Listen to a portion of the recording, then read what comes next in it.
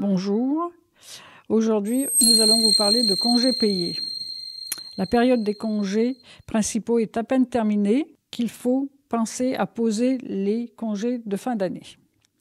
On vous demande de poser vos congés de fin d'année, posez vos RTT avant fin décembre ainsi que les jours mobiles. Les congés, eux, sont à solder avant le 31 mai 2020 ainsi que les congés de fractionnement pour les agents du secteur privé. Les congés d'ancienneté, eux, sont à solder à la date anniversaire. S'il vous reste des jours de RTT, vous pouvez les poser sur votre CET.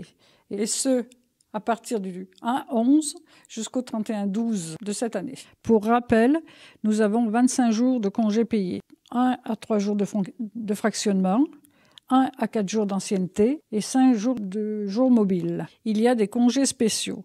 Mariage ou Pacs de l'agent, mariage ou Pacs d'un enfant, Pacs d'un frère, d'une sœur, déménagement, adoption d'un enfant mineur, décès d'un conjoint ou d'un enfant, décès d'un autre descendant, décès d'un frère, d'une sœur, décès d'un ascendant ou descendant du conjoint. Il y a aussi des congés pour enfants malades, conjoints, concubins ou parents malades ou garde d'enfants. S'il vous reste des congés et que vous ne pouvez pas les prendre, vous pouvez les mettre sur un CET. Vous pouvez mettre sur ce CET 15 jours de RTT, la 5e semaine de congés payés, 3 jours de fractionnement, jusqu'à 4 jours d'ancienneté. L'alimentation se fait par journée de 7h30. Le CET peut être alimenté de 20 jours par an, avec un cumul en tout de 126 jours.